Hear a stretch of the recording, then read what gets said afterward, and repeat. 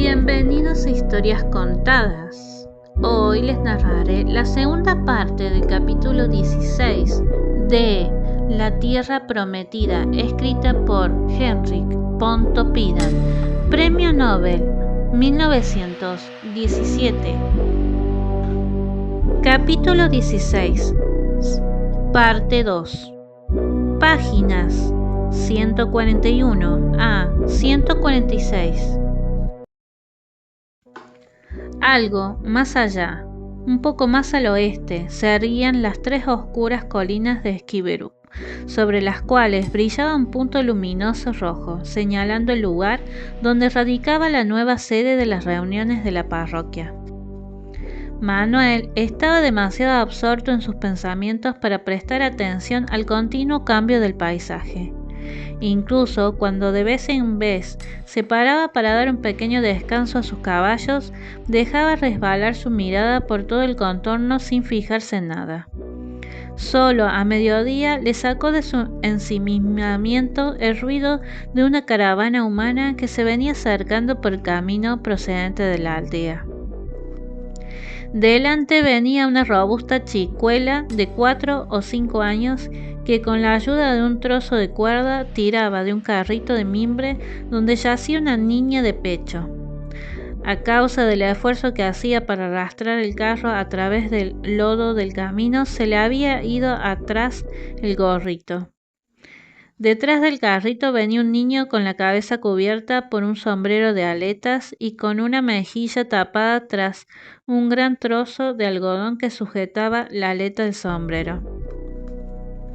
Cerraba la marcha una campesina joven que cubría su cabeza con un pañuelo floreado, sin apartar los ojos de la labor de punto que llevaba entre las manos. Canturreaba a media voz, emitiendo de cuando en cuando, como en pensamiento, notas en voz alta. Era Hansín y sus 3 hijos, toda la familia de Manuel. Al llegar la caravana a la finca que estaba arando Manuel, dejaron los niños el carrito y se sentaron en una piedra al borde del camino, desde la que se pusieron a mirar a su padre, que en aquel momento venía hacia ellos del otro lado de la finca. Los dos tenían la cara lívida de frío. Al verlos sentados allí, con sus zuecos de madera y sus ropitas rotas, nadie hubiese creído que eran los hijos de la señorial casa parroquial. Ya Manuel les había saludado a distancia, agitando alegremente su sombrero, y cuando llegó a unos 20 metros del camino paró los caballos y preguntó: ¿Algo nuevo, Hansín? Hansín se había parado en el camino, meciendo con un pie el carrito para calmar a la niña. Contó los puntos de su labor y luego contestó: No sé. Sí, el tejedor acaba de llegar a casa, dijo que quería charlar contigo. Ah, sí, dijo Manuel distraídamente y volviéndose para ver cuánto había arado. ¿Qué quería? No dijo nada, que te dijese si querías ir a una reunión que se va a celebrar esta tarde a las 3 en casa del alcalde de la parroquia. La caja de los pobres, seguro, o quizás el consejo de la parroquia. ¿No habló nada acerca de esto? No dijo nada. Se sentó y echó un vistazo por la habitación y después se marchó. Vaya, rió Manuel. Es un tipo especial, el tal. Oye, Hansín, exclamó, cambiando completamente de tono. ¿Recuerdas que te hablé del nuevo método de abonar que hace algún tiempo leí en la hoja popular? Cuanto más pienso en él, más excelente me parece, porque en efecto resulta mucho más natural, ¿no es cierto? Echar el abono fresco y luego cubrirlo en vez de amontonarlo en pilas en las que se pierde lo mejor, apestando además el aire. Decía también que anualmente se pierden por esta causa 6 millones. ¿Te das cuenta, Hansín? ¡6 millones! Sin embargo, hay una cosa que hasta ahora no he podido entender. Y es que desde hace mucho tiempo no se encontró nada tan sencillo. ¿Por qué lo teníamos al alcance de la mano? Pero, ¿sabes tú lo que he pensado hoy? ¿De que estoy casi seguro? Yo creo que estos estercoleros que los campesinos de épocas pasadas hicieron por pura y triste necesidad son simplemente una herencia de los días de la esclavitud, otra de las viejas corrupciones de que estamos a punto de liberar a la sociedad. ¿No tiene gracia, Hansín? Qué bendición es vivir en estos tiempos, ser testigo de cómo la verdad y la justicia se van abriendo paso por todas partes, rompiendo el yugo de la esclavitud y preparando un futuro más feliz a los hombres. Hansín cambió una aguja mientras sus labios dibujaban una ligera sonrisa de incredulidad. Ella conocía el fácil entusiasmo de su marido por las ideas de su tiempo y estaba acostumbrada a ser la oyente callada de los grandes resultados que él esperaba de ellas. Bueno, ya es hora de desganchar, dijo Manuel después de haber consultado su reloj de plata. Echó las riendas sobre los inclinados caballos y añadió: hijo, ven a darle una mano a papá. Estas palabras iban dirigidas al niño que seguía sentado al lado de su hermana, pero se había quedado tan absorto contemplando los cuervos que picoteaban en la tierra recién arada, que ni siquiera oyó la voz del padre. Seguía sentado con la mano debajo de su oreja vendada, mirando fijamente con esa expresión de cara con que los niños evocan penas recién vencidas. Era un poco pequeño para su edad, un poco pálido y en general de complexión más endeble que su hermana, que rebosaba salud y energía en todo su cuerpo. Aparte de esto, era el vivo retrato de Manuel. Tenía la misma frente, la misma dulzura en la mirada, el mismo pelo sedoso, sus profundos hoyuelos de las mejillas y los mismos ojos grandes claros, casi descoloridos a causa del sol. «¿Oyes, hijo? Papá te llama», dijo Hansín. Al oír la voz de la madre, se quitó de la oreja la mano y volvió vivamente la cara hacia la mujer con una fingida sonrisa de disculpa.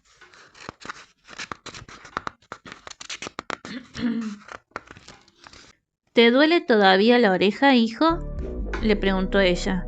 «No, nada», aseguró. «Ya no noto nada». «Ven, hijo», gritó Manuel, que estaba junto al arado. El niño se levantó al instante y se fue corriendo hasta los caballos, poniéndose a soltar el balancín del arado y atar los tirantes. Era el niño mimado de Manuel, se llamaba como su abuelo materno, pero tanto en casa como en la aldea le llamaban Guten, nombre que le había dado Manuel al nacer y que había relegado al olvido el nombre de pila. Al ver la venda debajo de la aleta del sombrero, el padre exclamó: «¿Qué pasa, hijo? ¿Te ha vuelto a doler la oreja?» «Sí, un poco», contestó el niño casi como avergonzado. «Es un fastidio esa oreja». «Entonces, ¿ya no hay dolores fuertes?» «No, ya ha pasado todo, ni siquiera lo noto ya». «Bueno, déjame ver, que tú eres un chico valiente y no te rindes por tan poca cosa. Los débiles, ya lo sabes, no valen para nada, ¿verdad?» «Claro que no. Y recuerda que esta tarde debemos ir los dos al molino. Nosotros no tenemos tiempo para estar enfermos». Hansín seguía haciendo labor de punto, cuando padre e hijo callaron. Dijo: «Yo creo que lo mejor sería que Guten se quedase hoy en casa, Manuel. No se ha encontrado muy bien esta mañana». «Pero, querida, si acabas de oír que ya no le duele nada. Él mismo dice que ni lo siente ya. Y el aire puede hacerle mucho bien. El aire fresco es una medicina de Dios», dice un viejo proverbio. «Guten ha vuelto a estar demasiado tiempo en casa, de ahí la palidez de esta temporada. Creo que lo mejor sería que tuviésemos más cuidado con él, Manuel. Y mejor quizá sea llevarlo a un médico. Va para 2 años que anda así con el oído, sin mejorar nada». Manuel no contestó inmediatamente. Solían hablar de esto y nunca se ponían de acuerdo. «Sí, claro, Hansín. Si realmente crees que es lo mejor, pero tú sabes que yo no tengo gran confianza en los médicos, especialmente el doctor Hassing. Ya conoces mi opinión sobre él. La cosa de los oídos es corriente en los niños y se cura sola, dándole a la naturaleza paz y tiempo. Esto lo dice también tu madre, que tiene mucha experiencia. Coge la cuerda, hijo. Yo jamás podré creer que Dios haya creado al hombre tan incompleto, que necesitase siempre del médico para estar bien cuando le pasa cualquier cosa. Yo pienso con frecuencia en 2 compañeros de colegio que tenían los ojos malos, a consecuencia del sarampión, creo. Uno de ellos era tratado por un médico, profesor además, que en nombre de la ciencia torturaba al pobre muchacho con inyecciones y no sé qué más cosas, hasta dejarlo ciego. En cambio, en el otro todo quedó confiado a la naturaleza y al cabo de poco tiempo mostraba un par de ojos que eran la envidia de todos. Si te está gustando la historia, no te olvides de suscribirte, activar la campanita, dejar un like y un comentario. Gracias por prestar atención. Continuamos con el audiolibro. Creo que la historia debiera ser nuestra maestra, y ahora que recuerdo, ¿resta algo de aceite del que le dio a Maren Nilen la vieja Greta? A Guten le sentaba muy bien últimamente, pero haz lo que creas conveniente. Ven aquí, tesoro. Al decir la última palabra, cogió a Guten y lo puso sobre el lomo del caballo más próximo. Hansin no dijo nada. En estas pequeñas discusiones respecto a los hijos siempre decía Manuel la última palabra. Él era superior a ella en las discusiones. Fácilmente expresaba sus pensamientos y podía aducir tantas razones en apoyo de su criterio, que ella, aunque no se convencía, se callaba ante su elocuencia. La niebla volvió a cubrir la tierra cuando la pequeña caravana regresó a la aldea. Delante iba Guten con los caballos. Detrás seguía Manuel, que empujaba el carrito con una mano y llevaba en el hombro a la niña, llamada Sigrid. Esta le había quitado el sombrero de la cabeza y agitándolo en el aire entre gritos de júbilo, hacía toda clase de bromas para divertir más a la pequeñita, que también lanzaba gritos de alegría.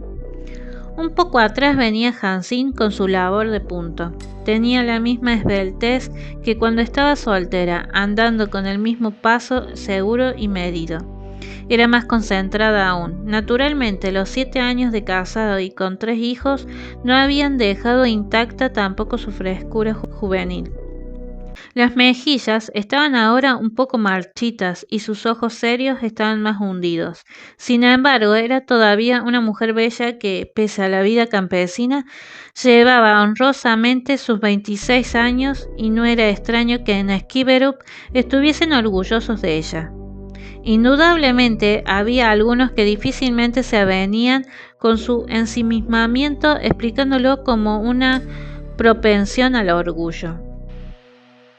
Cuando Manuel y los niños atravesaron la puerta abovedada de la casa parroquial, el guarda Niels estaba sentado en el borde de la gran fuente de piedra del centro del huerto, embebido, al parecer, en la lectura de la hoja popular del distrito que tenía extendida sobre sus rodillas.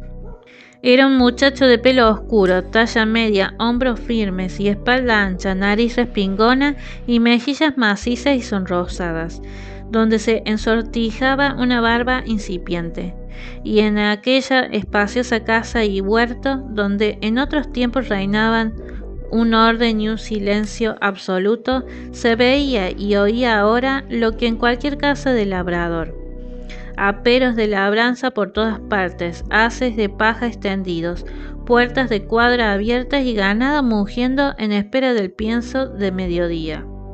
Aquí y allí, sobre el empedrado irregular, se había echado salmuera para matar los brotes de mala hierba, y frente a la puerta del granero andaban picoteando las gallinas en los desperdicios. ¿Qué es lo que tanto te llama la atención, Niels? ¿Trae algo nuevo la hoja hoy?, preguntó Manuel después de bajar a Sigrid y a Guten.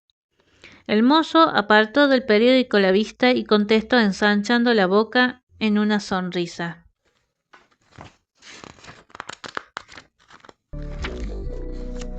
¡Vaya, filósofo! ¿Has estado de nuevo en el sendero de la guerra?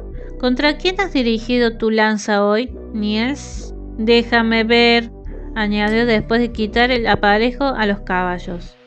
El mozo le alargó la hoja. Manuel se puso a leerla mientras Guten se llevó los caballos del abrevadero a la cuadra. ¿Qué pasa? ¿Cómo? Las escuelas superiores y las exigencias orales. Mira, no está mal el comienzo, muy bien. Sí, en esto tienes toda la razón. Niels, eres un valiente. El mozo siguió con la mayor atención los gestos que hacía su amo durante la lectura, y cada vez que Manuel daba a conocer su aprobación con un ligero movimiento de cabeza o con una pequeña exclamación, los medio sepultados ojos del joven adquirían un brillo más intenso. El artículo te honra, le dijo Manuel, devolviéndole el periódico. Te estás haciendo todo un escritor, Niels. Sí, pero mira que no te ahogues en el tintero, amigo. Fue interrumpido por Hansin, que había entrado en casa a través del huerto y apareció en la escalera de piedra diciéndole que entrasen a comer. Entonces tenemos que darnos prisa con el aparejo, hijo mío, le dijo a Guten, que en aquel momento salía de la cuadra. Oye, Niels, vete corriendo a llamar al viejo Soren. Está en el campo allanando los hoyos de la remolacha.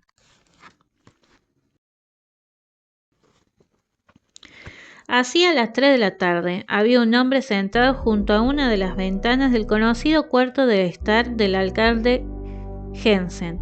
Vestía un traje oscuro de paño vasto hecho en casa. El cuello de la levita era muy alto y las mangas estrechas. Inclinado hacia adelante, en su asiento, apoyaba los brazos en las piernas, con las manos juntas entre las rodillas. Era el tejedor Hansen.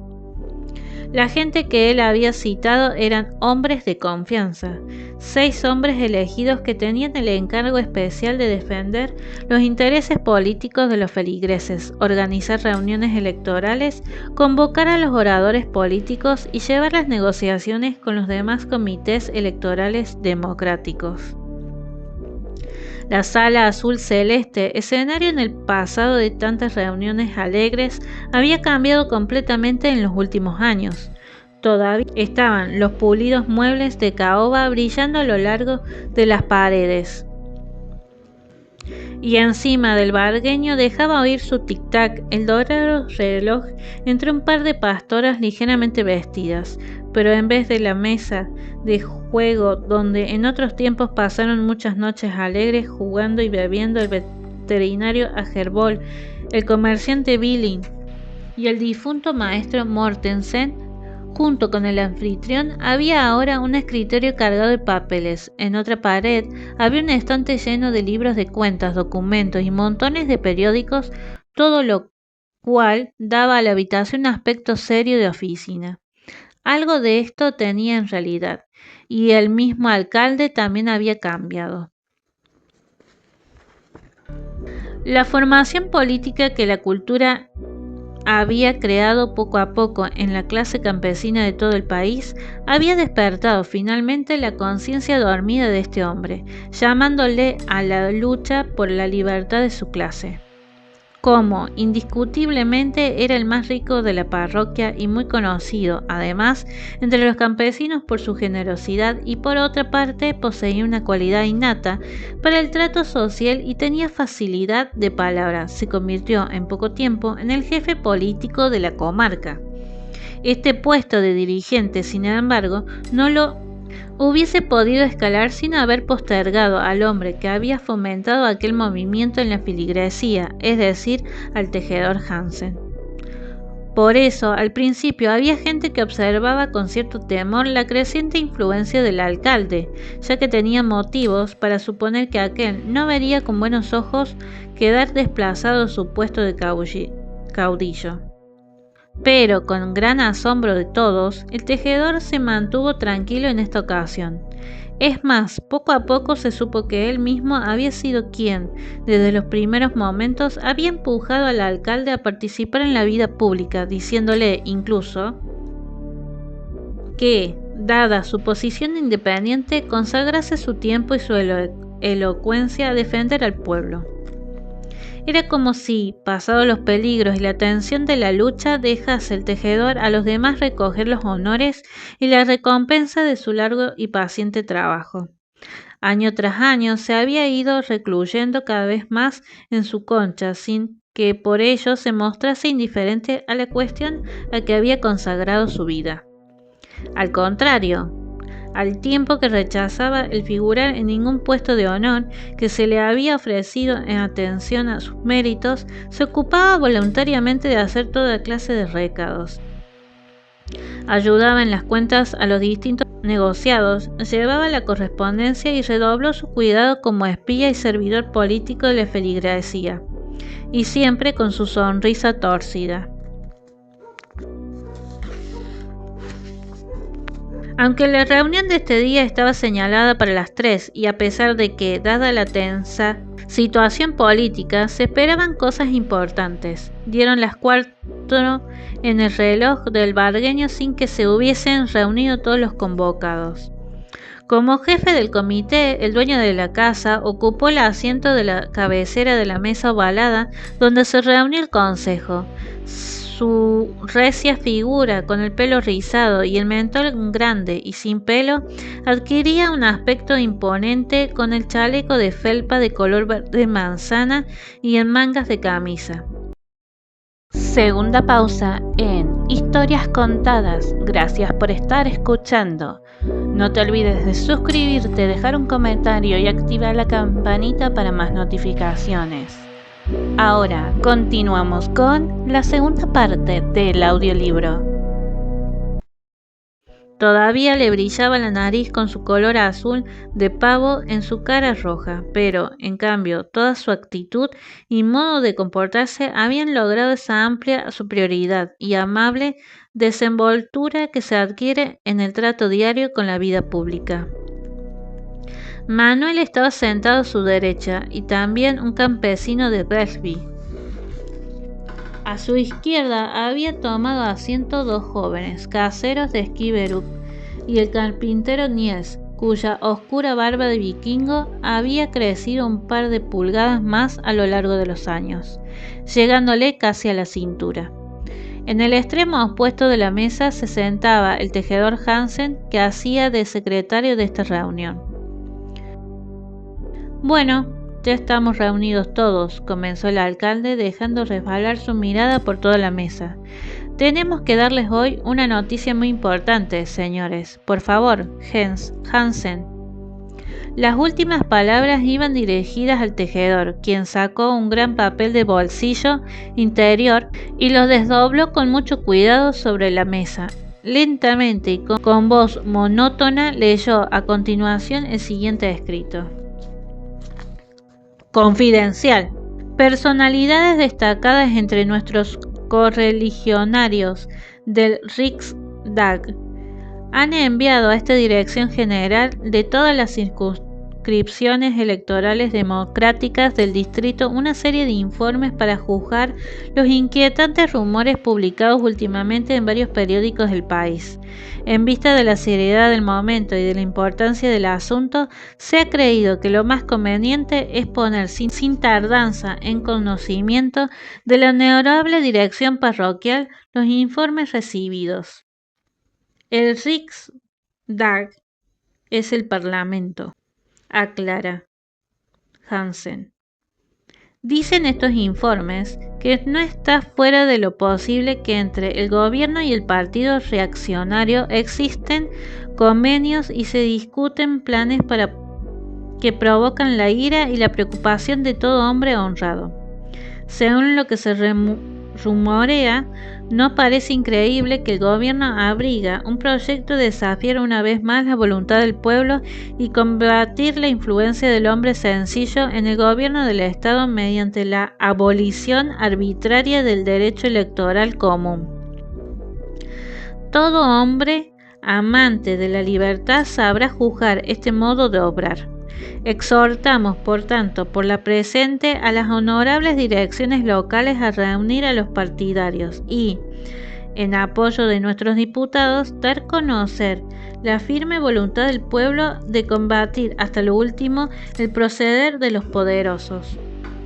Una exhortación semejante se cursa estos días a todas las direcciones del distrito, esperando que esta propuesta anticipada, ese aviso dado por miles de voces, traiga todavía a la razón a nuestros contrarios y haga que se abstengan de sus siniestros propósitos.